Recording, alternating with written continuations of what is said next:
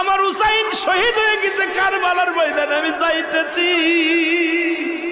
আমার হুসাইন ডাক দিছে নানাজি কইয়া, আমি রওজায় থাকতে পারি নাই রে। আমি হুসাইনের দেখার জন্য নবীজি রওজা থেকে উঠা গেছি।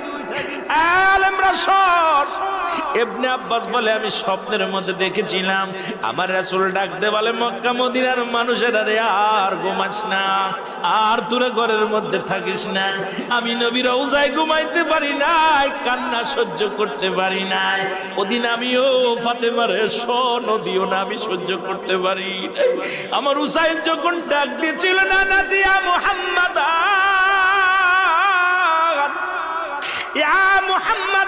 যেদিন ডাক দিয়েছিল রে, সেদিন আমি নবী রওজা থেকে পাগলের মতো উঠে কারবালা পর্যন্ত চলে গিয়েছিলাম।